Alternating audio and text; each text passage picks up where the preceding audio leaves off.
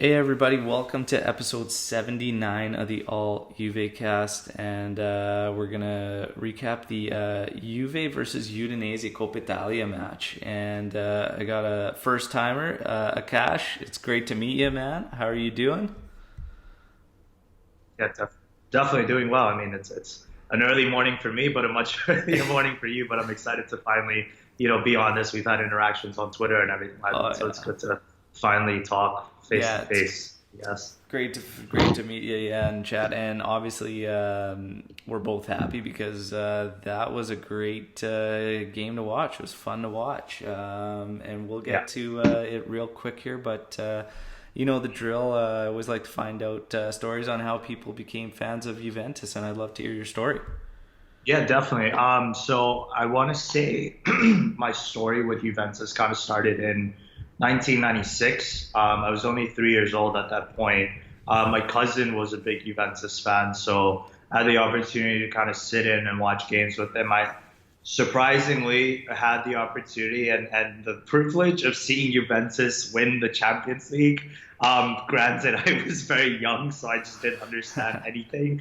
Um, but it was something that I would watch just randomly with him from time to time. Never really got into it as much. I was very young.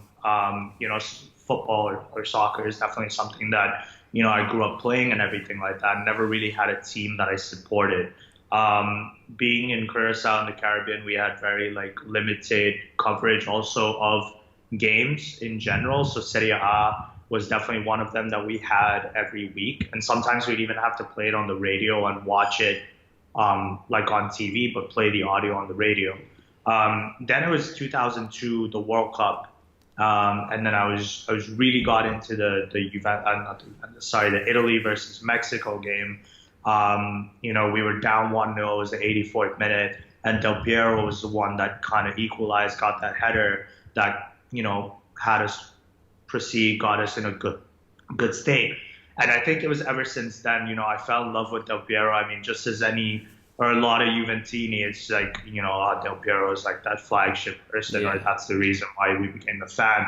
So I guess it was 2002 onwards where I really started to watch Juventus more and more, started to follow the club more, understood the sport more.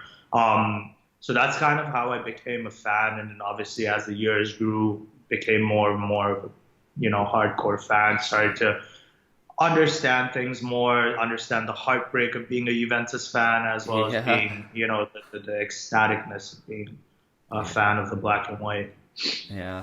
No, it's that's a great story, man. That's awesome. And yeah, the heartbreak Juventini, it's I tell you, like, I think out of all the clubs I follow, like of all the sports, it's got to be it's just the one that prepares me like the most for anything to happen in all Yeah, the other sports I follow.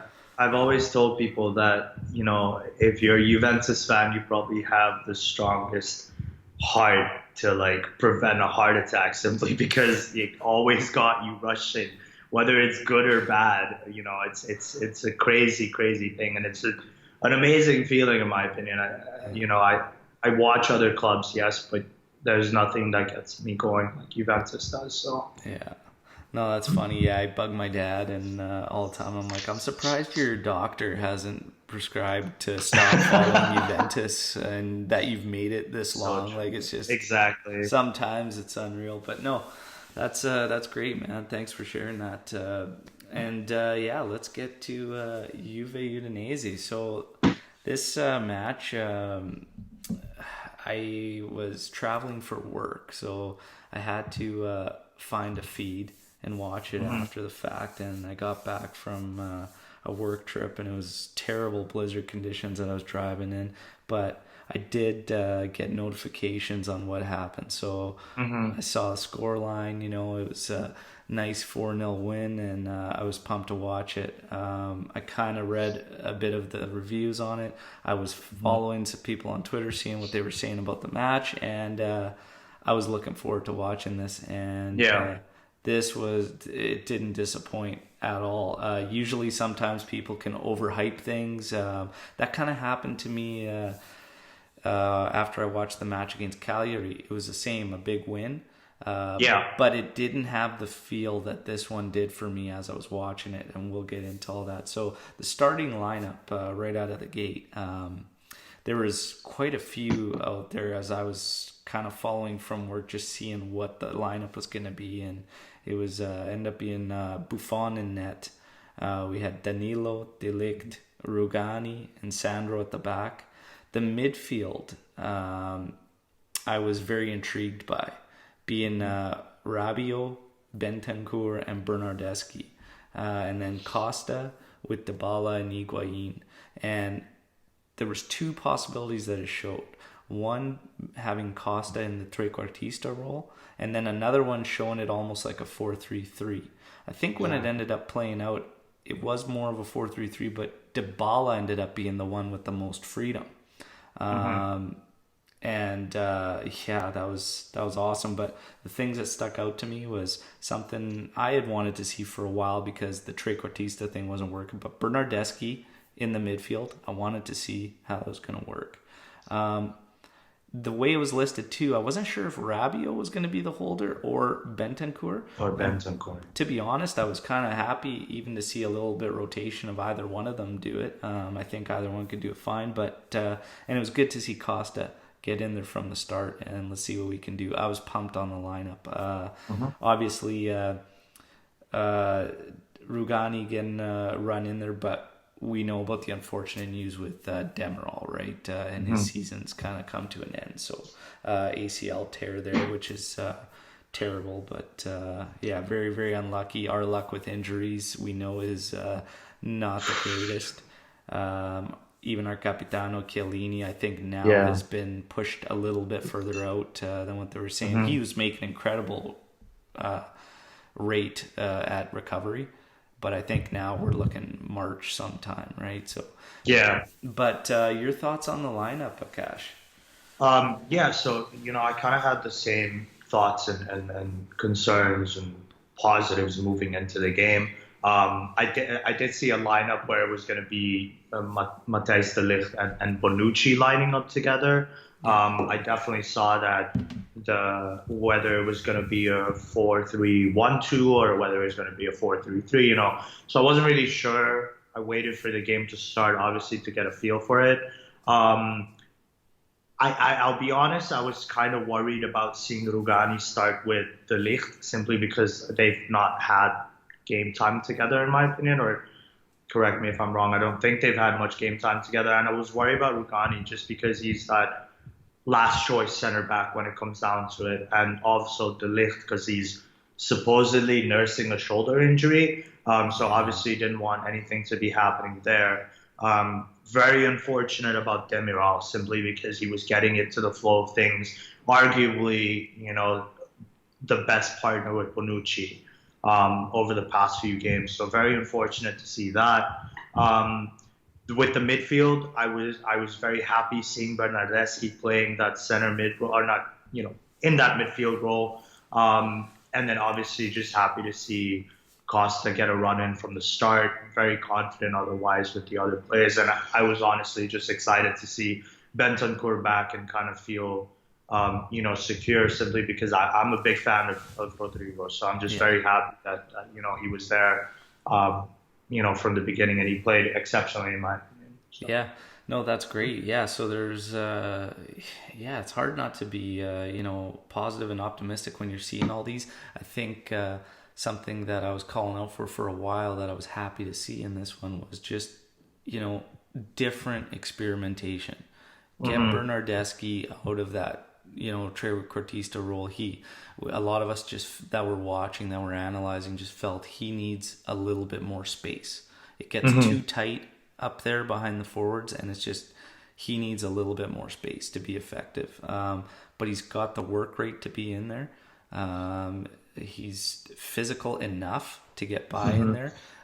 You got to realize with that midfield, Bentancur and Rabiot would be more your defensive pressure guys, and exactly Bentancur's like perfect for that. And what was cool to see in this, we'll get to it as we go through, is there was a rotation at times where Berna and Rabiot would drop back and Benta would push, and then all of a sudden he would drop back. They would put. It was cool to watch, and at times Rabiot and Bentancur were actually rotating. Yeah, exactly. And I think what we kind of discussed already was the three of them. On paper, not necessarily the strongest players to play in that midfield, but it was a very simple game for them, where it's very simple flowing tactic, where it was, simple passes between them, simple passes to the midfield, into the attack, and just Dibala being that link between the midfield and the attack. So I think overall, the three guys did put in a great shift. Like I said, I think all of us are very happy with the performance. Yeah, absolutely. Let's get to some breakdown of the match here. I mean, it didn't take very long for us to start looking fluid and 8 minutes in, and we have a great counter attack where Berna quickly gets the ball, finding Dibala wide. He takes it the rest of the way. He dishes to Higuain, and it almost like he just had ran a little too quick, and he was waiting for the ball to catch up, and gave time for the defender to come in and make a sliding tackle. But right off the bat, I was just like, that is how we need to counter, just quick decisiveness. Like, it was great. And not only that, but usually for the greater part of this season, what we see when we try to counter is we'll only have one guy up there. But yeah, you saw here Higuain held central, and Dibala was that outlet. At times Costa would be on the far side, but we always had two guys kind of there. And it was great. Gave the midfield a couple options at least to play to. Just before 15 minutes hit, I remember thinking, like, already there's a quarter of an hour in this match.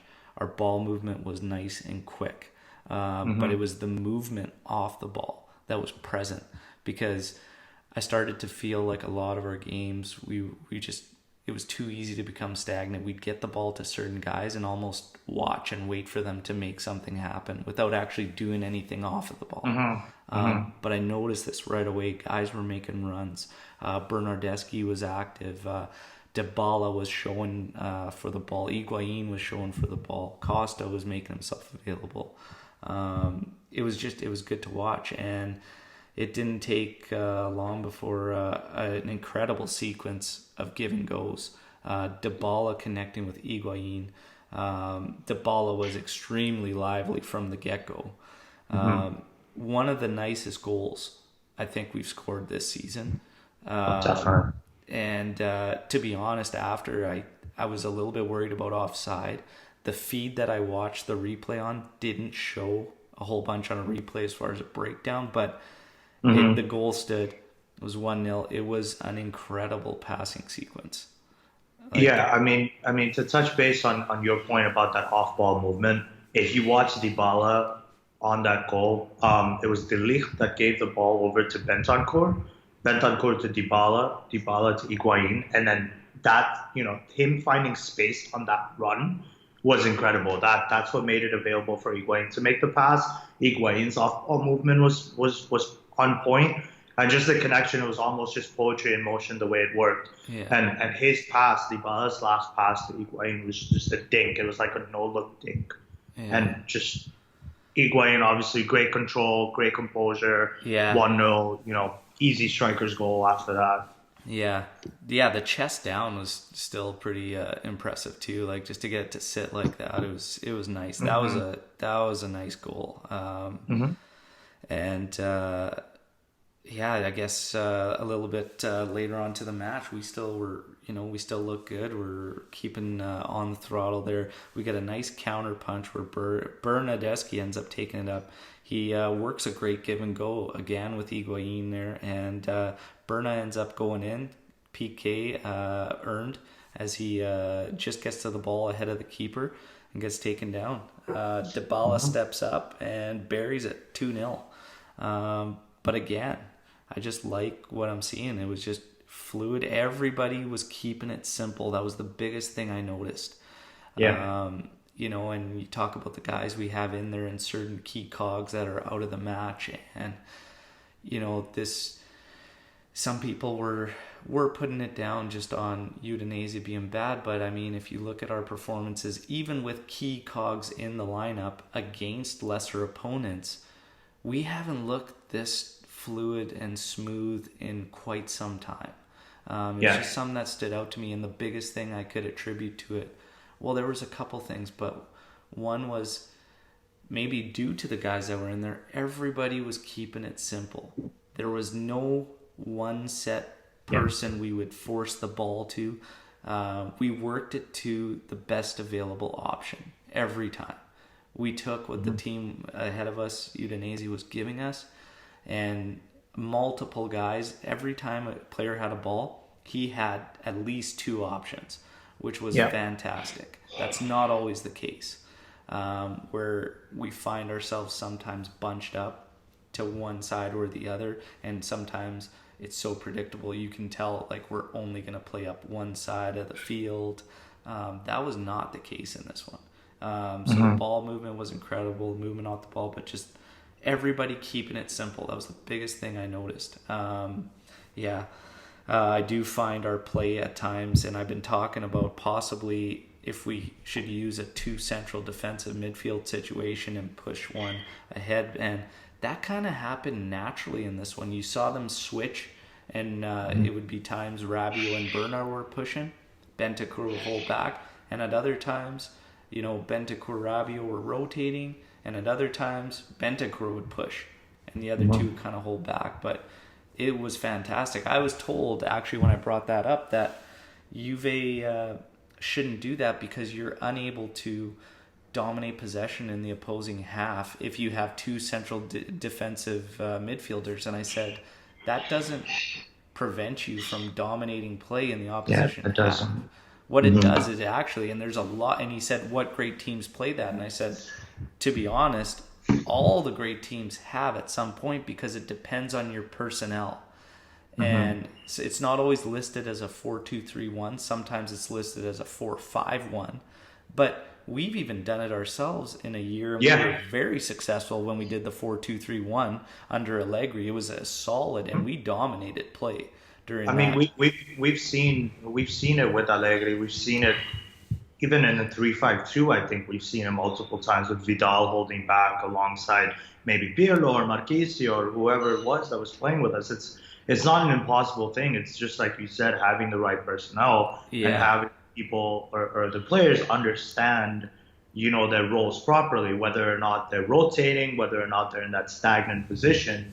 And I think with the midfield that we fielded with Rabiot, Bentancur, and Bernardeschi, it allowed us to do this simply because, again, these guys are fighting for, number one, a chance to be in the lineup.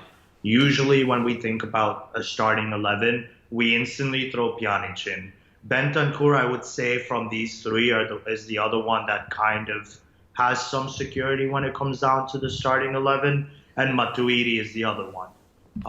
And even when on paper, I would say those three are the strongest people to field, just because of how they've played together, they've had experience together, and everything like that. This midfield combination, obviously, never played before, so they had a point to prove. But at the same time, we discussed this, that two center defensive midfielders and one kind of free-flowing midfielder works very well when you have a link to the attack. And in my opinion, Dibala is just the perfect person to do that. I'm not saying play him as trequartista. If he plays the role that he played in the Udinese game, he was everywhere.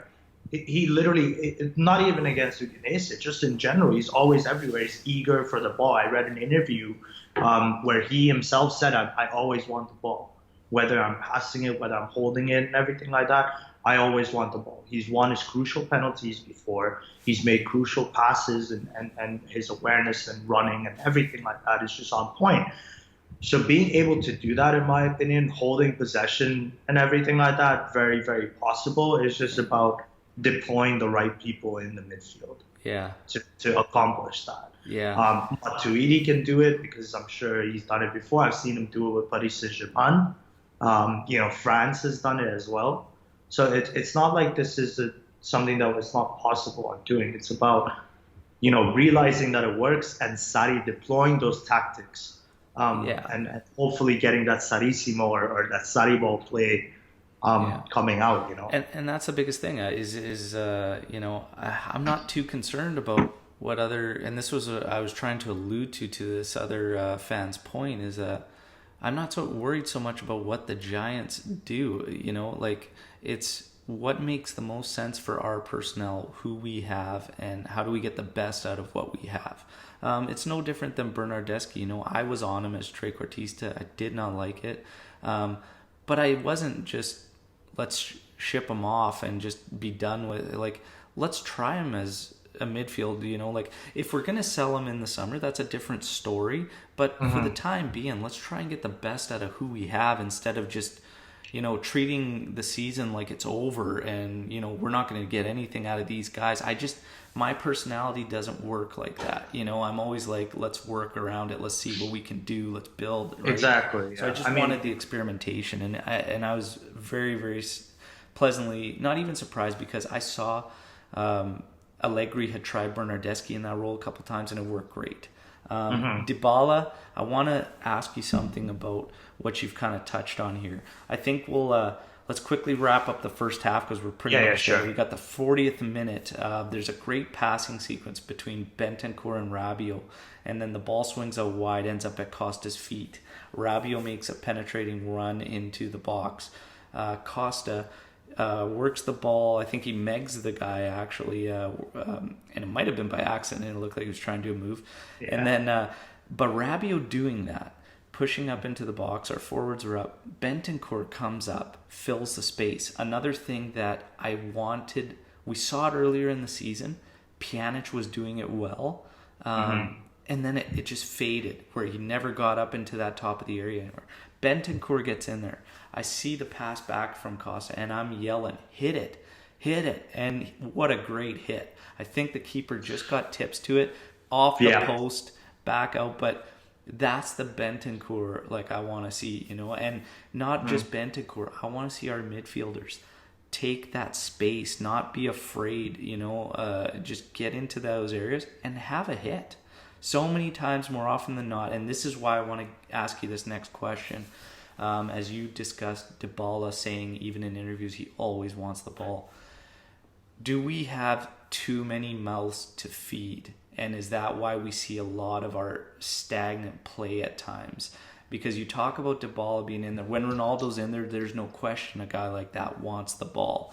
Higuain's going to want to get involved. Higuain has been so just selfless and sacrificed so much for this club in this season. And I will, admit I wanted him gone at the start of the year. Yeah, I was on the same exact boat. But what he's done this season, I can't deny, and that's what I want to see, though, and I'm happy. I'm happy to have him at this level playing like this for us.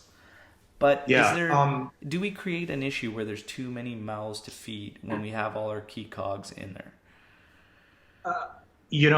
I'll kind of give 2 points on this. Number one, the fact that we have too many mouths to feed is not necessarily a curse. It's a blessing, in my opinion, because you've got guys you can pull off the bench, or you've got guys that you could start depending on tactics and everything like that, whether it's Sarri, Allegri, or whoever it is. So there's a positive there, definitely. I'll be honest with you, when they announced no Ronaldo at the start of the game, I think it was just a little bit before the game they had announced Ronaldo was out due to illness. And in my mind, I was like, illness, or does he just not play Coppa Italia? Obviously there was a concern there, but at the same time, I was like, okay, I want to see how we perform with this midfield and these players up in front. Costa gets an opportunity. Dybala is going to play a crucial role. Never worried about Higuain as well when it comes down to him playing and being selfless and stuff. There are too many mouths to feed, yes, but at the same time, I think the way it's being managed right now is good, because bless us that Dybala is willing to sometimes sit on the bench and come off And bless us that Higuain is the same and Costa is the same. I think Ronaldo is the one player that's always like pegged. He's the one that's in the starting 11. And fair enough. I mean, what he brings to the team, whether it's on the ball or off the ball, is I don't think any other player really brings that to our team. But as we mentioned before, or as you mentioned before, when Ronaldo is in there, there's the pressure of getting the ball to Ronaldo, because he always wants the ball. And I don't blame him. He's a proven goal scorer. I mean, what is he scored? 450 goals a few games this year. So, there has been that aspect to it. But, I think when you look at the Ronaldo from Real Madrid and you look at the Ronaldo from Juventus, he's definitely toned down a lot on the selfishness. He's more of a selfless player, does make those passes and everything like that. Probably does expect it to be a bit more like, Madrid, seeing the fullbacks make those runs and everything like that. I'm sure he misses Marcelo's runs and everything. But, in terms of too many mouths to feed, yes, there are too many cooks in the kitchen. But the way it's being managed right now, I think it's being managed well. So you're happy with how it's being managed? Yeah, I guess the way this was such almost just a slap in the face at how unreal we played as a team, and just getting everybody involved. And it hasn't felt like that way, at least for most of the season. Almost even, well, last year we had such a different style. And I think part of Dibala, really just showing us so much of what we saw previous to him last year is just how we play to feet now. There's not this get the ball out wide crossing. How is he going to be effective in a system like that, right? So the style, number one, I think is helping us big time. But I noticed in this one, we did not focus solely on one person. Dibala ended up getting the ball, but that was just because he was everywhere. It's just because this is just because how he plays. It's just because he wants the ball, and I think he was given that free flowing, that role of be wherever you want, kind of thing. But make sure you're in the right space at the right time, and he did it. So as we allude to, it's halftime. I'm like incredibly pumped at what I was seeing. It felt good. It was natural. It was fluid, and it was just simple. Very now simple. let me ask you a question. At halftime, did you have the doubt in your mind that we're going to come out and play a more defensive game, or did you think that we're going to keep pushing on? That's just it. That's what I was wanting to see. I was curious if we were going to just, shut it down now and slow right down and just try and manage. And it's kind of funny because it gets much later into the second half when I reflect back on that and make like a little bit of a realization there of, because there was a point where we did that, but we were still creating chances because of what we were doing, which was playing the simple ball. And just playing simple football. And it naturally, we just still got in there. We were getting chances late in the match when we were still in a manage mode, It was great to see. But out of the first half, Dibala obviously standing out, shining. Higuain, great. Very, very impressed with that midfield three and how they were working together. Pumped. Was there anything else besides that you wanted to touch on out of the first half? I was pleased with the defense in the sense that they didn't have much to do anyway. But at the same time, obviously, like I mentioned at the start when we were talking, I was a bit nervous about Ugani and De Ligt playing together. But, when they were called upon, they played well. They did what they needed to do. I mean, that kind of calmed my nerves down a bit as well. Seeing the midfield and the attack playing the way that they were. My only concern moving into the second half was I want them to continue this because, yes, it's against Udinese. You can say that they're a lower team. They weren't starting their best 11. They were on a 3-game win streak coming into the Coppa Italia match, but they weren't starting players like Lasagna, De Paul, Fofana was on the bench as well. Lasagna and Fofana were brought on later. I don't think the ball was brought on, but at Yeah. that point it was too late. But that was the one thing concern. After the first half, I was like, yes, this is what I wanted to see. The way we were moving the ball, the midfield clicking, and everything like that. Is this going to be the case moving into the second half? Yeah. That's what I was mainly thinking about at this point. Yeah.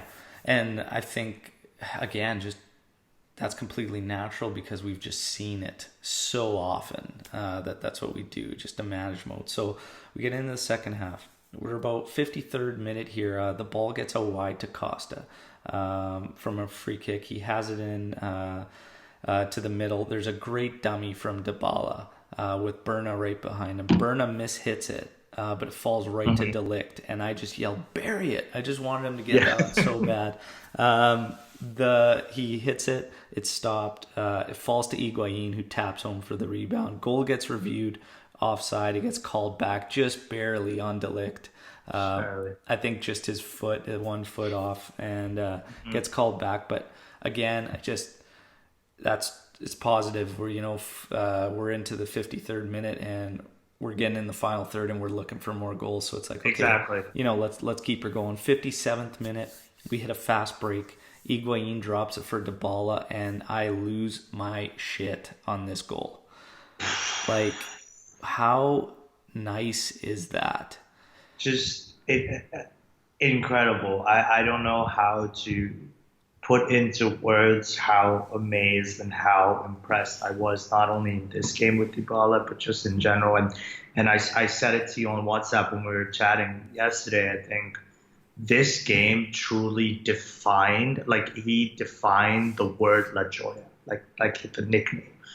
Absolutely beautiful goal that, in my opinion, was FIFA-esque. That's the type of goal you score in FIFA. Yeah. I was at loss for words. My jaw dropped. I was the same. I talked about how I was at work. I wasn't able to watch live. Yeah. I saw the score line. I did not go further as far as seeing who scored the goals, so that I could keep somewhat of a surprise. I didn't watch the goal highlights at all. And this was just like, holy shit. I was just like, that is insane. I was actually, after watching the replay, shocked the keeper was able to even get tips to it, because he did. I was just like, how does he even get close to that? But just a great goal, great finish, unbelievable, just unbelievable. Dibala was to touch base on that really quickly again. It was pushed off a counter attack, I think it was, and Higuain running forward with the ball. I think there were 2 or 3 defenders. He had Costa a bit more ahead of him, but instead of pushing it wide to Costa and him making a run, he saw Dibala, has a bit more space, probably the better chance or better opportunity to make something happen. Higuain probably expecting a cross or a pass, but I don't think that even he complained after seeing that goal. It's just amazing. You're watching, I'm watching the play, and I remember watching Higuain break up, and I could see Dibala was so far wide. He's on the flank, and I'm like, come on, man, get in the play. And then all of a sudden, Higuain just drops it back, and Dibala comes in, and I'm thinking, okay, well, he's got to cut in. He's got a couple guys. He's got one guy right in front of him. He's going to cut in, right? And then he just pops it like that, and I'm just like, okay, just do what you got to do, man. Yeah, I'm just like, you know what? Just... you do you, man. Unreal. Keep scoring those goals at this point. I don't give a shit. Just keep doing it, man. Insane. We continue on 60th minute, and again, we're up 3-0, but we're in there. We're in the final third. We're getting corners and whatnot. We get a handball called on Udinese. I think a bit unlucky for the defender in that one. Yeah. Rugani actually directing it on goal there, and it seemed to hit the defender's chest, hit his arm, which was kind of out there, so take it for what it is. Nobody's really clear on handballs anymore. On the handball rules, I think I've given up on trying to understand it, because what really is an intentional handball? What do you define that as? You know what I mean? Well, I hate that actual name for it. I've said that on pod, intentional. Who's intentionally, as you're moving your arms, or it is what it is. You could do your best, but unless the ball's on the ground and a guy's running at you, then it's easy to think about it and put your arms behind. But while you're in the middle of actions and trying to play it, it's different. That was very unlucky. Yeah. But Costa steps up, takes the PK. Dibala gave it to Costa. Yeah, steps Dibala up, gave it to Costa. takes it, gets it 4-0, and great to see. He's back in the lineups, getting action. What'd you feel about Costa so far? I was actually surprised at, I thought he would be a guy we would build off, and I was pleasantly surprised because I've talked about, when we get certain guys in there, we seem to just wait for them to develop the play. And that was the biggest thing that stood out to me in this one was we were just allowing him, because I always said, I was like, when we want him to be a guy that builds the play for us, he's too deep, and we need him up in the final third in those dangerous areas, and that's where he needs to beat guys. And it's exactly what we did, and I thought he did great at keeping it simple and not trying to do too much. Everybody did that, and it worked fantastic. Yeah. But your thoughts on exactly. Costa? So obviously great that he got the goal. I was so happy to see him start the game itself. Giving him that opportunity, and what I really just, I'm a big believer of you're good friends with the people that you play with, you're gonna play better, because it's personally happened to me. I've played for different football teams and everything like that on the island. I've played, with other people, and there's just a natural connection between me and my close friends. And Costa and Dibala are inseparable in my opinion. They're always on each other's Instagrams and everything like that. I'm not saying that's the reason why they played so well. They obviously had things going for them, but I think Costa felt comfortable playing in the role that he was. It wasn't something that was new to him. He's played that at Bayern Munich before, and he flourished there. Injuries kind of put him down, obviously, but he had a great game.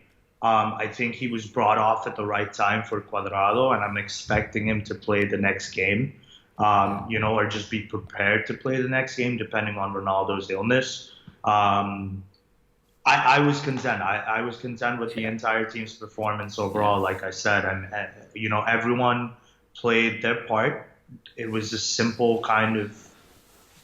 free-flowing game when it came down to it. A glorified training session, sure, but I was content seeing that, the way he was playing and staying in that final third. Yeah. Having that opportunity to kind of run around defenders, play those balls back, play it forward, and no pressure really to get the ball into the box. And we spoke about this in terms of tactics. A lot of the times what happens is we either try to penetrate through the midfield a bit too much, or we're just pushing out to the wings in hopes of a cross landing on Ronaldo's head, which, by the way, is an amazing guy on heading, but becomes almost too predictable. And what I liked about this game, for me, and for you, I'm sure, and a lot of Juventini that watch the games day in and day out, there was a lot of unpredictability when it came down to it, and positive unpredictability, because we didn't really know how it was going to work out, how things were going to play out throughout the 90 minutes. And I was pleased to see the way it worked out. I was just happy with everything that I saw. Yeah, absolutely. Just talking about how different this was, where, we seem to be almost funneling ourselves into playing into teams' defenses, keeping it very narrow. And this one was just, again, we could have come from out wide, we could have come from the middle, we could go from the left, go from the right. It was just, you didn't know who was going to lead the attack, but we were always taking the right option and making the right decisions, It just, everything worked out in this one. Dibala, the connection with Costa, if you're going for a hat trick and there's a PK and you dish it off to a guy, it's like, it's... And again, it's kind of that thing where Dibala has that self-awareness where it's like, yes, I can score a hat trick, but he probably needs to goal more than I do. Or, yes, this is the best starting lineup, let me take a seat back. Yeah. obviously he has that thing in his mind where he wants to start every game. I want Dibala to start every single game possible. Yeah. But And it, it's good for him to have that mentality where it's like, okay, I'll take a seat back. yeah, and it's awesome. It's just that was unreal. It's just awesome to watch him like that with the captain's armband on. Like it's a beautiful thing, you know. But yeah, 62nd minute, you touched on it. Cuadrado comes in for Costa, and yeah, I mean, great sub. I mean, let's keep Costa fit. He's just kind of getting back into the swing of things. Get Cuadrado up there. It was probably around this point I started thinking, you know, throughout the game, not that there was anything, honestly, I didn't find anything negative. I enjoyed the whole game. Danilo at right back, I found it kind of funny. And it was kind of funny because we were winning, obviously, but what was happening was you can always tell he's got the right thing on his mind of what he's going to do. It just does not, unfortunately, work out quite a bit. Yeah. But you can tell, like, when he's making moves, he's calling for the ball a lot, but, like, he sees things, he's trying to work, like, a little bit, but it's just that execution that's not quite there. And I don't know if it's just because kind of Cuadrado's been the main guy and his minutes aren't there. I'm not quite sure, but in this one, it kind of stood out to me. I was just like, oh, you know, I could tell what he's trying to do, and it's the right thing. It's always the right thing. It just, unfortunately for him, doesn't really work out. But defensively, I'm comfortable with him.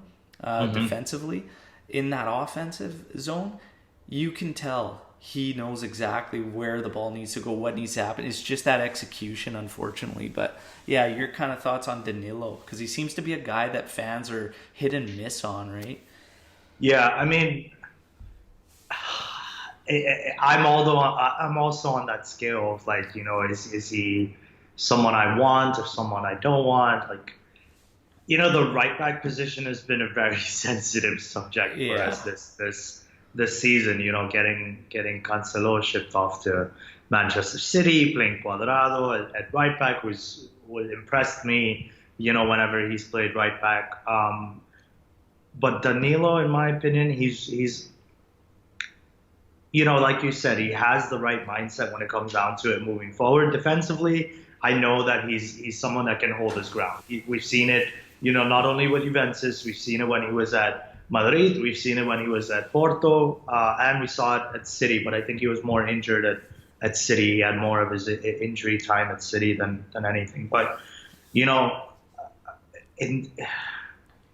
he does have the right things in mind, and maybe it's just more training needed or more minutes or something needed. But for me, he's a bench player at most, because we should have a better right back, or we should have a right back that just, like, strives. Like, when it comes down to the left side, we have Sandro, and then we have, you know, De Sciglio, which is, like, again, at best, bench player. And a lot of people are gonna hate me for saying this, because a lot of people love, you know, De Sciglio, or, you know, I've seen a few accounts here and there that have his name going and stuff. Like, they're gonna shit on me for it, but you know, in terms of left back and right back, in terms of our fullbacks, I think that's definitely an area we need to look into improving, as well as Cuadrado has played. You know, it's an area we need to look into improving besides our midfield. Danilo, great player. Just like you said, the execution is not necessarily there when it comes down to moving forward. Hopefully we're able to do it. And you know, I say this in general, it only takes one. It only takes one, you know, link or click for that to happen. So Danilo might try this 10 times, and if it happens once or twice, and it ends up in a goal or ends up in a great play or something like that, you know, then it's like, okay, like, he's starting to fit himself more and more into the line. Yeah, for sure. Yeah, so just a couple things I kind of was thinking as the game was going on. Around this period of time, we're coming up close to the 70th minute mark.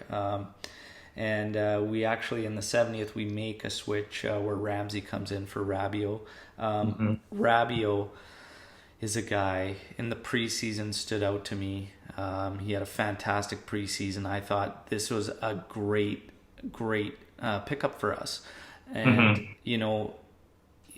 When we got into the actual season, he did struggle a bit after that preseason. He had a great preseason. He struggled a bit, and people were on him, and they've been on him for quite some time, but he wasn't getting a lot of minutes. He kind of had to get back into the swing of things. He has been on a great upwards trend for us for, I think, 7 matches now. Yeah. And I'm loving his play. He's solid in the middle defensively. He's got good pace for a guy his size, and he's calm, cool, and collected on the ball in some pretty tight scenarios, and he doesn't lose it very often. I'm very impressed with his play, and I feel sometimes even during some of these earlier performances where I say he's been on an upward trend, he was still taking heat in game 1 or 2 or 3 of that streak, and I'm not sure what people are really looking for out of him, but to me, I've been very, very impressed with him, and I want to get your thoughts on Rabiot. Yeah, definitely. When it came down to it, preseason, if you even go back to my tweets, during that time period, I was so happy and so impressed with Robbie. I think he even scored a goal in preseason. It was a great goal as well. And what I realized is the way he was playing, it was oftentimes as if he was playing that regista role. Yes. And the way he was playing, making the passes, pulling the strings and everything like that. So in my mind, I was like, okay, this is great. Moving into it, we have someone that, we can do this with. We have someone that we can kind of move forward. We need to also realize that Rabiot last year barely played. He barely played with Paris Saint-Germain. So yes, great pickup, free pickup and everything like that, but he barely played last season. And we can sit here and whinge and whine about a player not performing right away, but it takes time not only for them to get back into the flow of things, but he's coming from France to Italy. And every single player that has played for big teams that have come to Italy, be it Juventus or be it any other team, they all say that the Serie A is so tactical. And Patrice Evra, our favorite Uncle Pat, put it the best way when he spoke. I don't remember who it was that he spoke to, but he had a very, great analysis where he said that, even the day before the game, the day of the game, you're training. And, you'll see people throwing up and everything like that. But at the end of the day, they're finishing their movements, they're training for it. And, coming off and not doing much and then coming into a squad like Juventus, being able to meet that level. And this is myself included. I think we're spoiled with the mindset or the fact or that that Marquisio, Pogba, Vidal, and Pirlo were our midfield once upon a time, and we always want to refer back to that midfield. I do the same thing as well because I loved the 4 of them, whether it was Marquisio, Vidal, and Pogba playing, whether Pirlo was playing. I loved the combination of the 4 of them. So I think as Juventini, we're spoiled sometimes because we think back to that midfield and compare every single midfielder to that. We're saying like, oh, Vidal would have done this, or Marquisio would have done this, or Pirlo would have done this. And yes, they would have, but we need to come with the times and realize that those players are not with us anymore. Yeah. And Rabiot, in my opinion, took him some time to settle, yes, but if you put a list of the midfielders that we have available right now and literally, I have, when we were discussing yesterday topics, strongest midfield, Rabiot, I have 3 potential lineups for the midfield. Rabiot's in all of them. Yeah. For me, he's in all of them. For me. Yeah. Because of how well he's played and how well he's managing his positioning and timing and everything like that. Absolutely. I think, the lack of patience is something that we all seem to at times struggle with, and for me, I like to just kind of look at everything. So it's like earlier on in the season when we're getting really, people are really getting on Rabiot. Well, I mean, you take a step back and you look. He had a great preseason, and when you look at that time, and you're saying, "Oh no, he's doing awful." Well, who's really standing out to you at that time? We haven't been playing fluid football. And you look at the rest of it. It was guys still trying to gel. There were so many question marks. You've got a new manager. The whole team is trying to get into a new style. Sometimes we just got to take a step back. And this goes back to the Bernardeschi trequartista thing that we were talking about earlier. And I said, my mind doesn't work like that, where it's just, let's dump a guy. No, he's not good. He sucks. It's like, well, let's take a look at the big picture. Let's see what's going on. So when we want to get into Rabiot, you made great points on, he wasn't even active at Paris Saint-Germain. And he's trying to get into it. And then the whole thing with Italy. We've seen everybody come in, and it takes time to adapt and adjust. And it's just having that patience. But the whole thing, yeah, even when he is doing good, and yeah, maybe that is because of the midfield we were spoiled with at one point, that we think every midfielder is capable of coming in and playing that. We had an incredible group where every single one of them could bang in goals, could fire long range strikes, could win the ball for you in the middle. All of them were almost impossible to take the ball from, and it's just, if the bar is going to be always that high, that's almost a once in a lifetime midfield, like, it's crazy to think. And whether we want to get into, has the management not paid any attention to it or whatnot, regardless, if we're always going to have the bar that high, we are not going to be very happy moving forward. Yeah, I mean, then you're going to need to, dish out in the market. You're going to have to spend the 160 million that Lazio won for Milinkovic-Savic, which in my opinion just baffles me. Yeah. It's, and even so, it's just, and like I said, myself included, we were spoiled with it, and I missed that midfield, yes, but we need to get with the times and realize that, and I want to allude back to your point really quickly. When the season started, Pjanic was playing incredible in my opinion. I think he had 4 goals in 6 or 7 games or something like that, which, he was playing incredible. Yeah. I don't know what happened. I don't know what happened when it came down to it, and I'm trying to understand it. And you've made a point before in your previous podcasts. You've had discussions on Twitter about it and everything like that. But Pjanic playing more up in front, I see it more as an option now because of the midfield that we can play.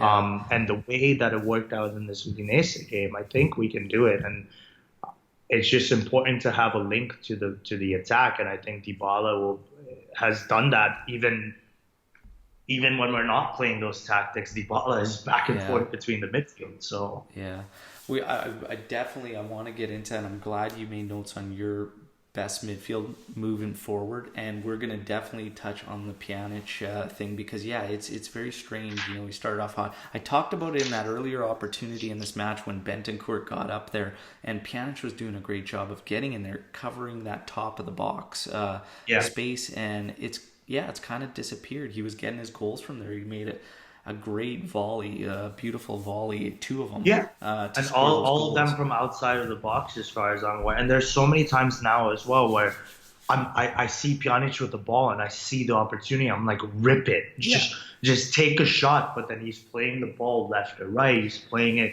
horizontally, and I'm just like, oh. Yeah, and that's why I'm just thinking, too many mouths to feed. Does he feel that weight that, I got to get this one to Ronaldo, I got to get this one to Higuain, I got to get, have a go. Like, let's just get everybody involved. Let's get them feeling confident and comfortable. Yeah. But yeah, we're going to definitely get into that. I mean, 70th minute, we talked about the switch, Ramsey in for Rabiot. We're in management mode at this point, 73, 74 minute, and we're still just generating opportunity after opportunity. It's just coming easy, but they're moving it quick. And the biggest thing I noticed too is even at the back, not having key guys in there helped our build-up. Whereas you're used to, and I'm not gonna rag on Bonucci because he's done an incredible job given the circumstances that we've lost Giorgio Chiellini. This is not what this is going to turn into. I made a realization at this point in the match that, when the ball got to Rugani, he moved it quick, just found the option, got rid of it. When the ball got to De Ligt, he stepped up into the space given to him and he found his options. Whereas when Bonucci is in the lineup, it's always through there, and it creates this level of predictability. We know Bonucci is capable of a great long ball pass. Later on in this match, in the 78th minute, actually, I thought Daniele Rugani was going to score that on that header all alone. It goes off the post. Again, we're in management mode. Yeah. Our defenders are getting in there. But the 84th minute, we get a great long ball from the back. It was Sandro. Sandro was the guy that sent it. Cuadrado's in all alone. He just barely misses it. And this is something I've talked about on podcast and prior. And now the Bonucci thing that's kind of coming up is even at the back, we create this predictability.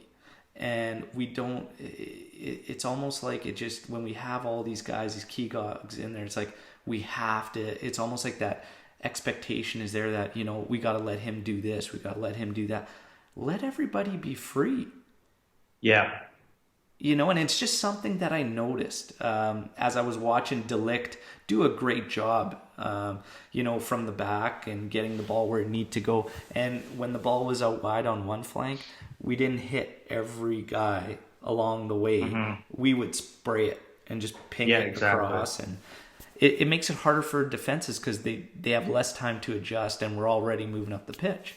Let me ask you something, and this is something that I always kind of complain about. I don't know if it happened in the game against Udinese because I honestly didn't pay attention. But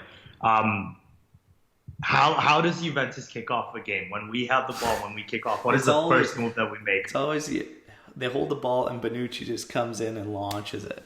Exactly, and 9 out of the 10 times it's a throw in for the opposition. Yeah, it's that's what I mean with the predictability and everything like that. And like you said, this is not us shitting on Bonucci. I'm not doing that whatsoever because, quite frankly, if he wasn't in the team this year, or if he wasn't on form or anything like that, we would be screwed because we've already conceded so many goals. And yes, he's had a few brain fart moments, but when it comes down to it, you take the moments where he's actually been exceptional, it outweighs those brain farts. Or it outweighs those moments of weakness or whatever it is. And yes, he went to Milan. Yes, blah, blah, blah. People are saying he's a snake, always going to be a snake.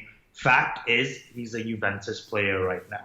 And as a Juventus player, whether it's him, Bernardeschi, as much as I hate to say it, Khedira, we need to wish the best for them and always want them to play the best. Yeah, I can scapegoat Khedira as much as I want. I did it with Bernardeschi as well when he, was trequartista. I was always looking for a scapegoat. This was the first match in a while where I wasn't able to find a scapegoat, which was so relieving for me as a fan. So yes, Bonucci's been vital. He's still going to be vital. I'm not saying boot him out of the starting 11. No way in hell can we do that. No. It's just, it was good to see us not doing that predictable long ball. Yeah. And you're right. And I think what I just want to, I'm trying to put out there is that, the predictability, the offense, it all plays together. Your attack, your midfield, and your defense. Your predictability offensively can start from the back. Like we need to realize that, right? You talk about Pjanic as a holder. I mean, there's a level of predictability with that wasn't apparent in this game because Rabiot and Bentancur were rotating. Bonucci always being the guy at the back that we want to get to the ball. There's a level of predictability. When you press him, our build-up will shut down. We've shown that in matches. If teams want to press, there's your guys you want to press. and force them to get elsewhere. And if we're constantly going to try and build through those guys or do that, it's kind of playing into a team's hand on how to attack us. Exactly. So, I think opening up that level of freedom from everybody is going to just be good for us, and something that just stood out huge in this match. 74th minute, actually, I got a little ahead. Holy shit, it's Marco Piazza. I was gonna allude back to that. I was gonna say you missed Piazza's sub in. You have no idea. I'm in a group of a few Juventini, like there's three of us, and a Roma fan as well, but we have good banter and everything like that. And one of them literally said, "Oh my God, it's Elia all over again," because when Piazza came in, we were like, "Holy shit, it's Marco Piazza!" Like, oh my God. This is just so crazy. I was happy to see it, honestly. I mean, he got a few minutes in. I think it was like 15 minutes or so he came on. Yeah. He deservedly got the rest, standing ovation and everything. But I was happy to see Piazza, and it was at the point where we could make those subs. And I was happy to see, and who knows, Sadi might be able to get something out of him. Like you said, we have these players available. Why not, try it out? Why not? Yeah, absolutely. Make use of it?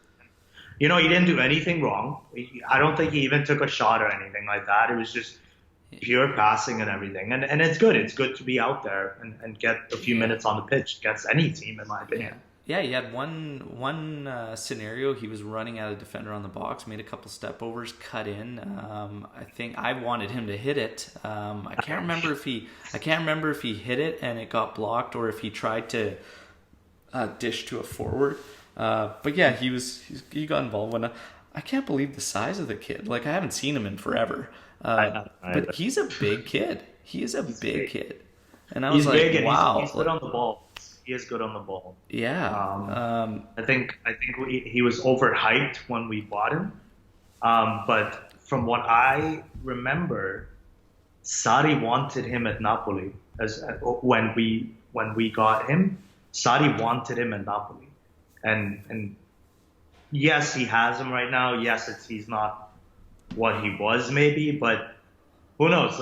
He's coming back from the injuries. He's gotten a few minutes. Who knows? Sarri might be able to do something with him. Yeah, you never know. It was good to see for sure. So, yeah, I mean, we talked about the great chance nearing the end there from Cuadrado, and a long ball from Sandro. And again, just I can't remember a long ball coming from somebody else at the back like that. It's great to see just that freedom. They felt so free. But yeah, the match ends. It's 4-0. Dibala was amazing. Higuain, solid performance. Bentancur, Rabiot, even Bernardeschi, just solid play. Just Bernardeschi earned another viewing in there for sure, from my standpoint. I think that's something we see. Just try and pick out some negative. I mean, the only negative I can say, was not even very negative. It was just Danilo's got the right intentions. His execution's not there. And for me, Rugani, there was a couple opportunities between 70th and 80th minute where Udinese was coming up, and he still just looks a little nervous, a little gun shy. Yeah. And but I don't think we'll ever get away from that from him. I think that's just his that's just the way he approaches things. Yeah. I just I noticed that in a couple scenarios. He still leaves me a little uneasy defensively. And the pressure wasn't really there this time. De Ligt continues to just grow and grow and grow. But lots of positive. This was a really, really fun one to watch. I enjoyed it thoroughly, especially after driving through a blizzard. I did not want another stressful, I can imagine. stressful Juventus match. I was already stressed out.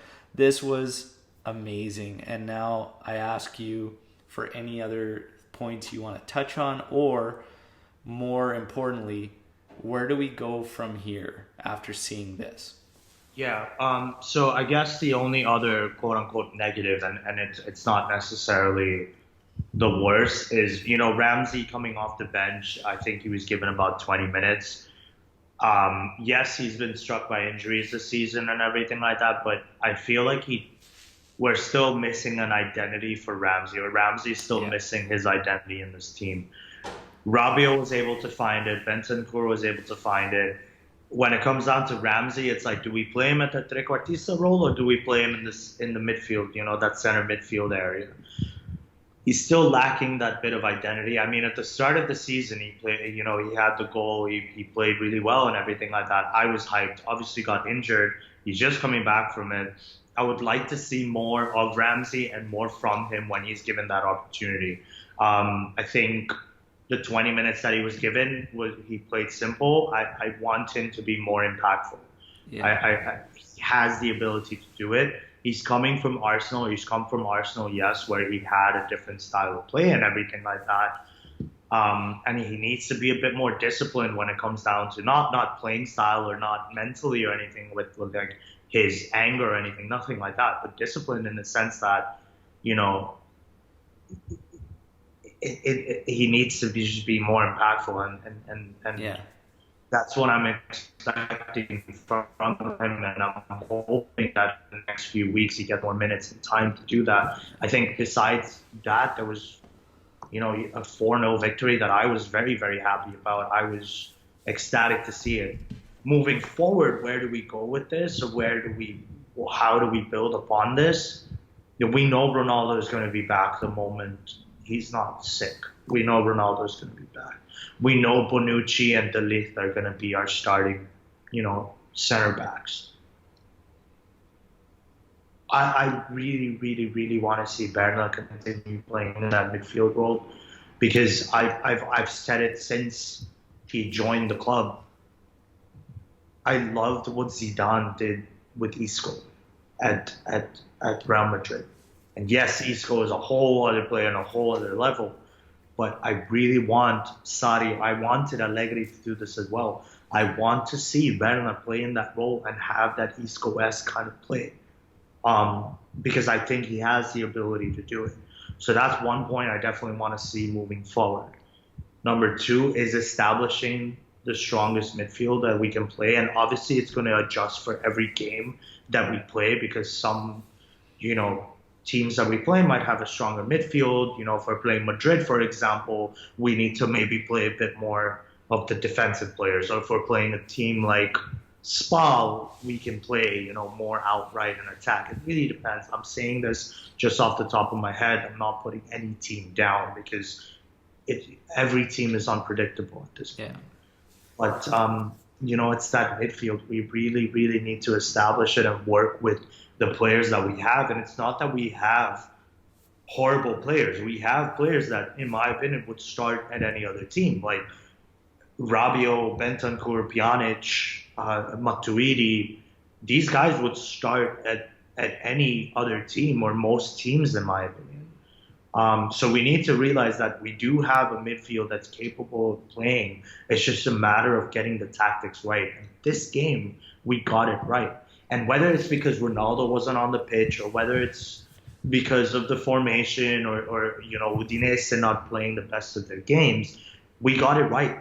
And we need to build upon that. We need Sarri to sit down with the team and build upon that. I think that's a big thing that we need to do moving forward. Big time, yeah. I think you're obviously right on that. I think he needs to figure out how to recreate this even with the key cogs in there, and I think the only way you're going to do that is to change the focus. There was no main focus in this match. It happened naturally, whereas when we usually play, it feels so forced even watching it, because the ball has to go to Pjanic, it has to go to Bonucci, has to go to Ronaldo here. That did not happen in this match. It's like, okay, he's available, the ball's going to go here. He's available, the ball's going to go here. We will try to get it to Bentancur, it's not here, that's okay, Rabiot's here. It's just, that's the way it needs to be, right? When you get into our other midfields, when teams zone in on Pjanic and Matuidi's there, you don't have that benefit of having Rabiot and or Bernardeschi there. They're both better technically.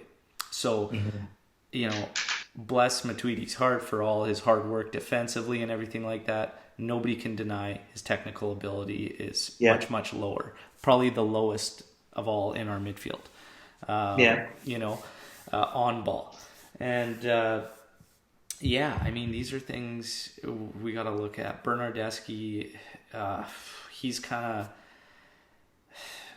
I know it's Udinese and whatnot, but like, I could just see that being a better option right off the bat than 2, possibly 3 of the guys that are currently in there. Yeah. Rabiot has to be in our midfield. He has to be for me. Bentancur, for sure. Like, I think he's growing and growing and growing. We got to factor in exactly how young he is and what he's showing. Huge. He's been the surprise factor for me this season. I wasn't expecting him to step up this much, honestly. I mean, I was always impressed with him. I was happy the way he played under Allegri.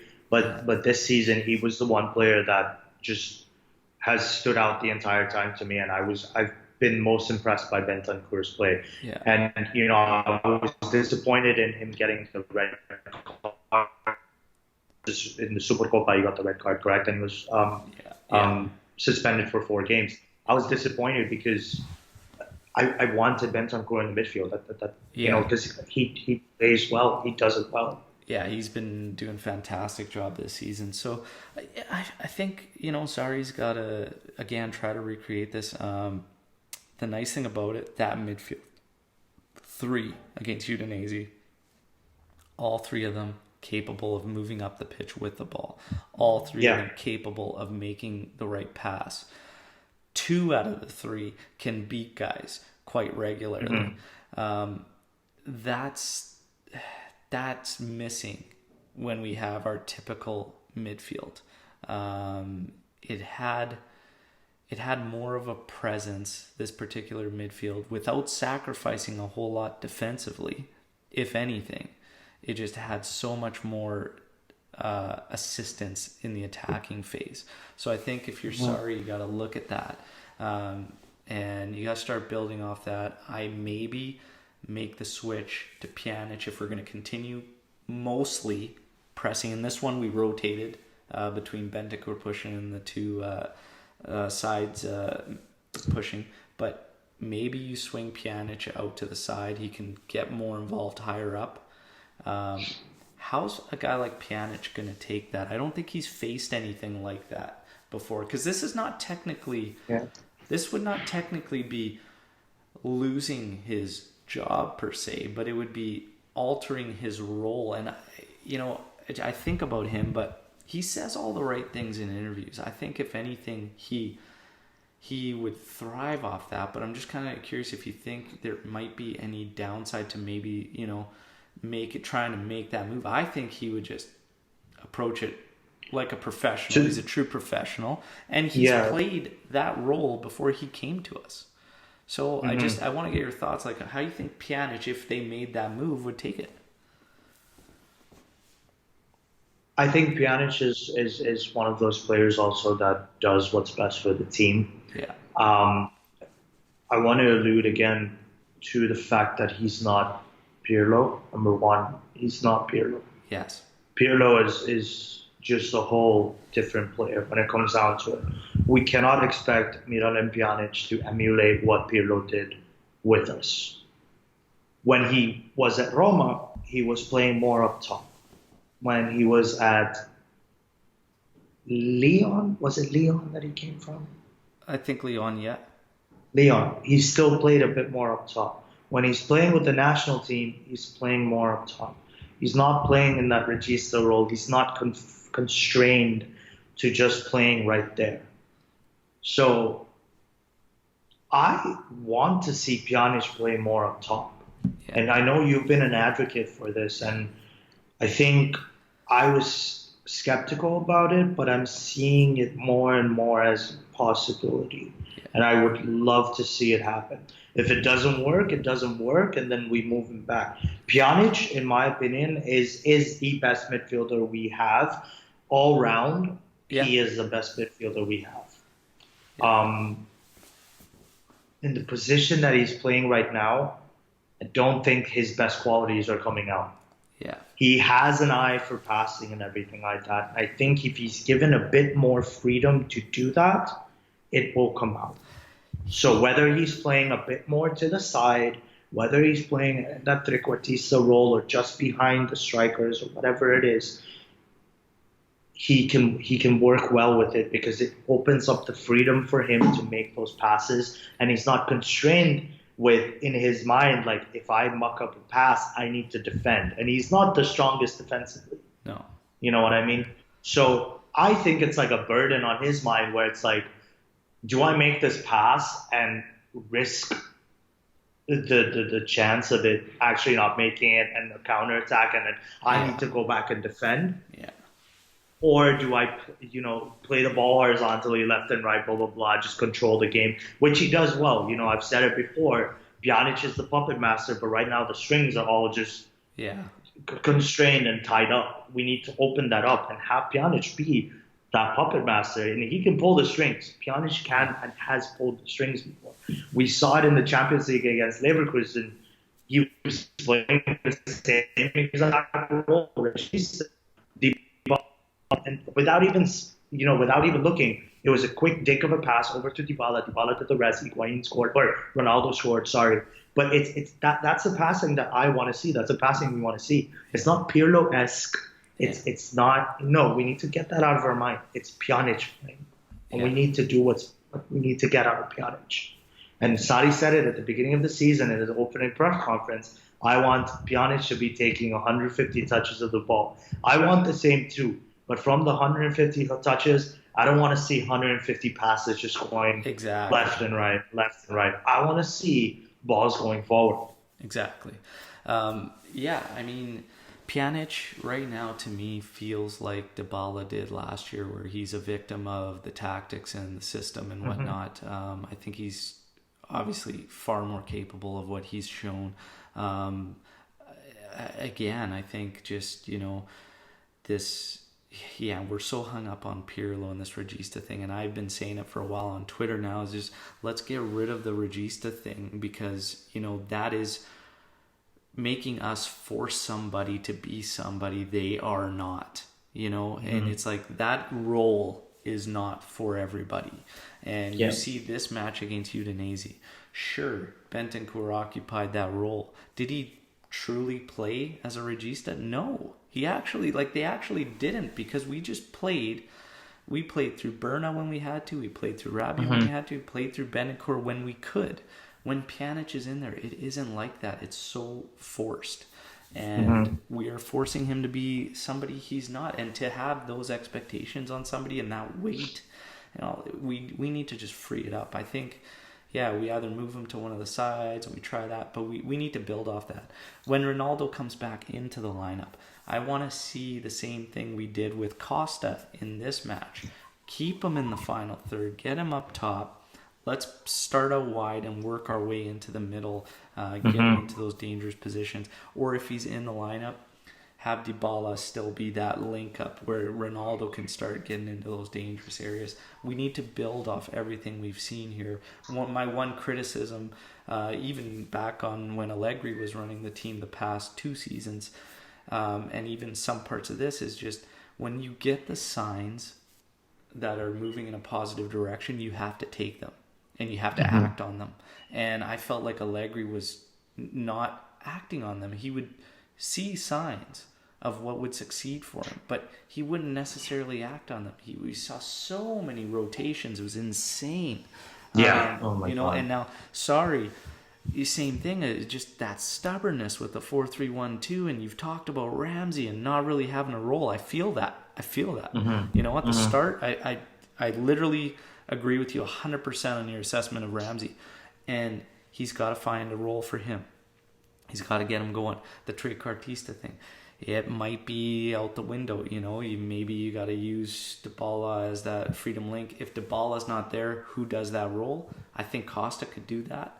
If he's healthy. If he isn't, I don't know. That's a tough one if those guys aren't available, right? But who would have been a good fit for it?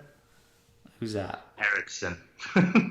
I was just going to get to that, you know. So we talked about what we want to do moving forward and everything like that. I think Sarri's got more than enough ideas now to work with after this match. But I wanted to talk to you about Eriksen because should Juve have pushed hard? This was actually like a hot topic because you have a lot more people than I thought saying he's not good enough for Juve. And I'm just looking at the dollar value and I'm like, that is so cheap. And granted his salary, but for me, you have to make a move on that guy. And you can't let him go to Merda. Yeah, I think, you know, before, I think last year when he was, you know, kind of on the market, or not on the market, but teams were talking about it, they were putting up figures of like 120, 130 and everything like that. Tottenham just want money for him now because he refused to sign the contract. Exactly. So they're willing to let him go at even 70, I think it is. I think that's what the amount is. Obviously their salary and everything like that, but Christian Eriksen, in my opinion, is the player that can fill in the void right behind the strikers. He can play in the midfield. Should we have pushed harder for him? 100%. Yeah. I'm Eriksen. This is not me thinking about FIFA and Football Manager and blah, blah, blah, and all that kind of stuff. I do understand we have, you know, financial means and there are players that we need to satisfy and everything like that. But Eriksen is just, in my opinion, if he goes to, like, I just think it's going to be, you know, one of those things where we're going to regret it. You know, it's like Verratti went to Paris Saint-Germain because we didn't want to spend 10 mil more. I regret it till today. I would have loved Marco on our team. That one kills me. I love Marco Verratti. He's got one thing that bugs me is he takes bad fouls at times, bad cards. But his overall play, I love. Watching Verratti. You know, I love watching him play, even though he's, you know, on the shorter end of players. He's up in your face. Yeah. Like he comes up into your face and wow, that sounds very wrong. He just pushes up, you know, and everything like that. And you know, he's not only good defensively, but he's good offensively as well. So, you know, I think we will, you know, if Eriksen goes to Merda, we're going to regret it. I think my wish we made. Yeah, my biggest thing too is, you know, beyond the fact of letting him go to Merda, is the fact that we've had a club that Sarri's trying to implement his system. He's going with this 4-3-1-2, and even if he goes 4-3-3, you know, we've talked about possibly using two central defensive midfielders, having that guy up top. You literally have a position, a slot that nobody we currently have has been able to fill. Yeah. This guy literally fills that role. He plays that role currently, and he does so very effectively. And it's a cheap price. I get his salary and stuff like that, but we need to our offloading and selling is piss poor. It needs to get better, you know, but his salary, even in the grand scheme of things, like, it's high, but the payoff is huge of what it can bring to us on the pitch, performance-wise, in my eyes. And to say that he's not good enough, to say you want better at Juve, that's going to be even more money. Yeah, I don't think he's not good enough for Juve or anything like that. I think he's a great player to bring in. Yes, we have to mold him. We have to train. He has to train in a certain way and everything like that, for sure. But I don't think saying that he's not Juve material, or he can't play at Juve or anything, or not good enough for Juve, are maybe people that have not watched Spurs play or Denmark play, because he is incredible. He has played amazing football. Maybe recently, you know, I haven't watched Spurs play recently, honestly, so I don't know what's going on really. Obviously, Mourinho, we know how Mourinho is when it comes down to certain players. He'll put them down. He'll put them on the bench and everything. We've seen it before at every single club he's played. But Ericsson is just it's tough. It's tough. I would have loved to see Ericsson at the club. Yeah, I watched an interview yesterday. I think it was where Del Piero was with the ESPN guys, Shaka and Moreno, I think his name is, or I don't remember his name, but they asked him the question, about the team, and Del Piero himself said the Champions League is the objective for this team. And if you have the opportunity to improve your team with a player that has been to the Champions League final, that has the capability of playing and adapting and having that playmaking ability, it brings creativity to a team that is lacking it. Pjanic is the only creative player we have, like, in the grand scheme of things.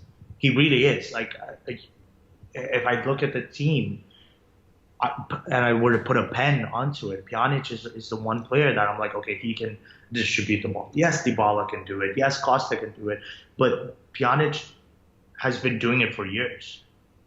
Ericsson has been doing it for years. Yeah. So I really think we're missing out on a big potential, the other transfer. So yeah, the other thing is too, maybe just, there's talks now. There's a lot of speculation with nothing really firm and solid being out there yet available, but we could have a tough time with the financial fair play and where we actually sit. So that could also be a thing. It may be a thing that, Juve does want to. They're just maybe caught right now in a bind because we're going to wait and see. But there's a couple different reports. There's one that shows them not being too bad in a situation, and then there's another one that shows them in a little bit of trouble where it's going to be a little tough to come out of.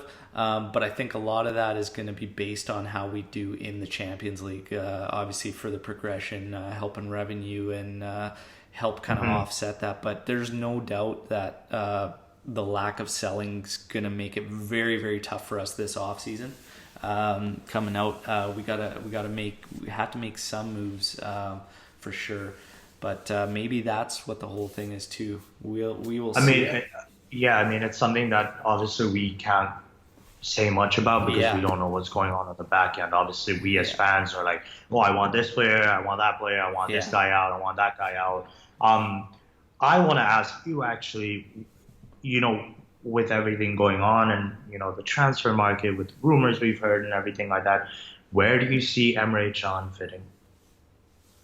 So he's going to be put into the Champions League squad because Kedira is obviously out. So he's going to be put into the Champions League squad. To be honest, Emre Can he's got good traits because he could fill in at center back as well as being one of those midfielders. On the depth chart, honestly, I would prefer to even see more of Bernardeschi in there before him. And that doesn't bode very well for Emre Can.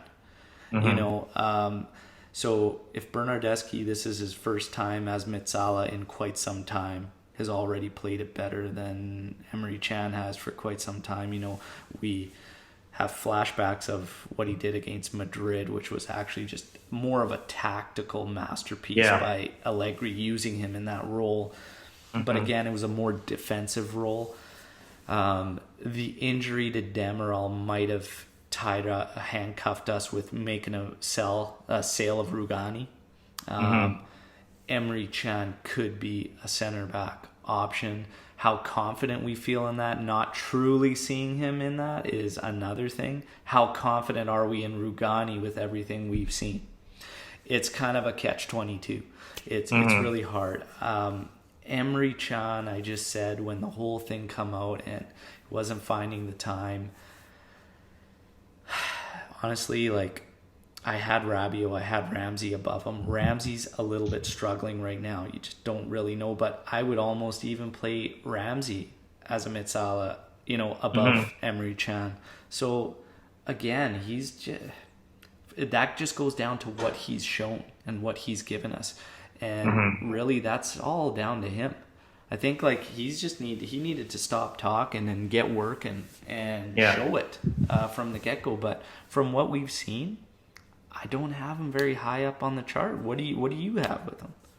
The last performance that I can think of Emre Can and even Bernardeschi was that Atletico Madrid game. Yeah. I refer back to that game as their last game, in my opinion, where they've added great quality and played their asses off and executed it perfectly. I'm not expecting perfection from Emre Can. I'm not expecting perfection from Berna, but Emre Can to me is one of those guys that, yes, he has, good capability and everything like that, but is he someone that, is up on the pecking order? No, not for me. Yeah. And I'm hoping, with the Champions League where, if he plays a few minutes here and there or, we building up to the Champions League, he gets some time to play and everything, but he's definitely someone that come the summer, I think he's leaving. Emre Can will leave in the summer. I was surprised. I don't even have complaints about that, honestly, if he does. I was surprised that they said they were going to hold back in January, to be honest, because I thought it was inevitable and it was just going to happen. I was shocked to hear them say that they're going to keep him through that and add him to the list. I was very, very surprised, to be honest, because, again, again, on the pecking order, I see him down there, and even the whole time Bernardeschi was going through that phase in Trequartista where it just wasn't happening, I said, move him down there, and I think he still plays better than Chan and Khedira, and it'll be interesting to see what happens, but yeah. This one, it's always nice to recap a great game like that. This one got away from us. We're about an hour and a half in, and it feels like it's been, 10 minutes. It's just been a great one. Is there anything else, last little thoughts you want to put out there, Aakash, before we wrap up? Like I said, it's that midfield. We need to find the best possible combination moving forward. And it's not, maybe combination is not the right word moving forward. Maybe it's just the different tactics for the midfield moving forward. Okay, this match we're going to play it like this match we're going to play it like that. The midfield has been the biggest concern for me after, it's for me, when it comes down to it, defense is the one thing that I'm always like, okay, I'm calm about, because you've got Chesney, who's amazing. You've got Buffon, who can always cover up, and we've got good center backs. Yeah. Yes, I was a bit shaky with Rugani, but everyone else we've got, great. Right back, left back, enough to get by. Sometimes. Yeah. Exactly. It's that midfield, because it's just so confusing as to, what do we play? Who do we play? We need to nail that down. I think that's something moving forward that's very important for us to do. In terms of transfer market, as much as I'd love to say, we're going to sign big players and stuff, I'll say it right now, it's not going to happen. Yeah. We're not going to sign anyone. We're going to continue with the squad that we have right now. I was very happy with the Udinese game. I'm hoping to see more of that play moving forward. I would love to see it, especially going into the Champions League. It's the perfect time. The perfect time for it to be coming out. So other than that, we just pray and hope that this year is the year for the Champions League and the, Coppa Italia and the Serie A. It's good competition in the Serie A, but we're top of the table. We played well in the Coppa Italia. We have a decent team, Lyon, to play against. I would much rather face them than the other teams that we could have faced. So I think we're in a good spot moving forward, and I'm looking forward to what the second half of the season has in store for us. Absolutely. Hopefully this is the one that sparks the turnaround and the rest of the transition moving the way we all want to see it. Exactly. Great win. So we drew Roma next up in the Coppa Italia. That'll be next week. And this weekend coming up, we've got a match against Parma, who somehow, no matter where they are, always seem to play us tough. So it's Parma and Atalanta that always somehow pull things off against us. It's funny, but we'll see what happens there. Aakash, it's been an absolute pleasure having you on. Thank you so much for having me. I think it was, we had a good discussion. Like you said, it's what has it been, an hour and a half? Yeah. And it feels like we could still talk about so much more, but Absolutely. Absolute pleasure for me to be on here. I love talking talking about Juventus, everything, and always wishing you the best with your podcast and stuff. So Thank you, man. I appreciate it. It's been a pleasure having you on. It won't be the last time. I'll get you no, back. definitely, And definitely. fantastic kit for those of you listening.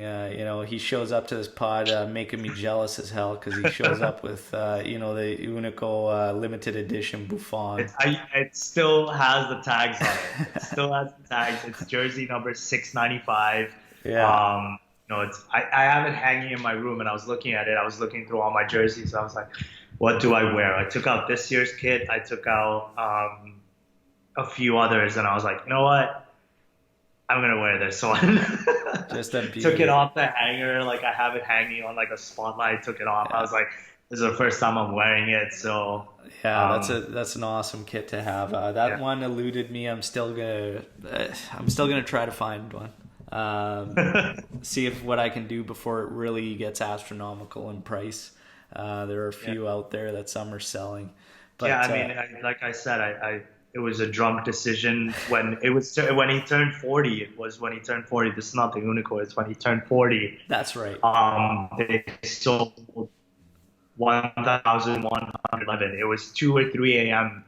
in London. I was with a bunch of random people. I got the email and I was like, wow, I'm doing this. I woke up the next day. I was like, I just spent 250 I just spent 250 pounds on a jersey, and quite frankly, no regrets. I'm happy with the purchase. So that's awesome. And yeah, you're right. I made an error there. I have the Unico, the green one. That's the limited. That's the one that says last game. Yeah. That one eluded me, but I was like, you know what? I've got this one. Yeah. It's that black jersey that to be fair, like this jersey was one of my favorites because I just love the black. Yeah. No, that's a great kit. So. That's a great kit. Real quick before we finish off, just for fun, hit me with your 3 favorite kits, like top kits. That could be one of them too. Definitely the black one that we had with Nike. I think it was 2012, 2013. Yeah. And it always makes me think of Marquisio at Celtic. That Champions League game we had. That is hands down one of my favorite. It's one that I've always wanted, still wanted, but tough to get it. The second one, I don't remember what year it is right now because I'm drawing a blank, but Del Piero scored a free kick with it. It was a black kit in the Champions League. I don't remember what year it is, but it's up there. Okay, I'm trying to think here. Yeah, okay. That one, and then yes, I like the black and white and everything like that, but Buffon's kit when they had the black and the gray, that combination of I think that was 15, 16. It was 15, 16, Yeah. I think it was. And then Del that. Piero free kick in Champions League. Was it a black Lotto one? Was it Lotto? Yes, sponsor? it was black Lotto, and it had red on it as well. There was a red sponsor or green sponsor. I really don't remember. TG, I think it was TG Mobile in the middle, and I think it was. I think it was 01 or 02, somewhere in that range. Yeah. It was somewhere around that range. I think, like I said, I told you, I love the black and white stripes and everything like that, but just I don't know why. I think it's the second and third kits and it's always tends to be the darker ones that I fall for. That's awesome, man. That's awesome. The other thing, I'm gonna make a claim. Adidas, if you're watching this, start making long sleeve kits because I love long sleeve kits, and Ronaldo performs better with them. So, well, maybe the new samurai haircut is his thing, and he can just rock on. I'm telling you, it's the new spaghetti hair. It's the new spaghetti hair. But hey, whatever works. If he's gonna bang in goals at it, he can go. He's gonna be scoring hat tricks and everything like that. Yo, grow your hair long, pull the man bun out. I don't care. Do whatever the heck works, man. I'm all for it. But brings us the big one. My God, do it. I'll tell you what. If we win the Champions League this season, and Ronaldo has a samurai hair, I will get the samurai. Okay, nice. We're all gonna hold me and all listeners are gonna hold you to that. That's amazing. Awesome. And maybe I'll do something crazy. Maybe I'll leave it up to the listeners in Twitterverse, and I'll do something funky. But I've always said I'm gonna shave my hair off when we win it, but now it's the samurai hair. We'll that's do that. amazing. That's amazing. Awesome. Awesome having you on, brother. It's been an absolute pleasure. It's great to so much. finally meet you after all the, back and forth on Twitter. Appreciate all the support. Everybody listening, reach out if you want to be a guest. This is literally for any and all Juventini. Just reach out, come join. It's why I created it, and it's nothing without all of you. So come on and let's chat Juve. That's what it's all about. Until our match against Parma, where I'll be coming at you with another guest, another first timer. The amount of people reaching out is incredible. I'm very, very appreciative. We will come back to you after that match, and I can't wait. Hopefully it's another great win that we can all celebrate and recap. But as always, Forza Juve, fino alla fine. Ciao. Alla fine, babe. Take care.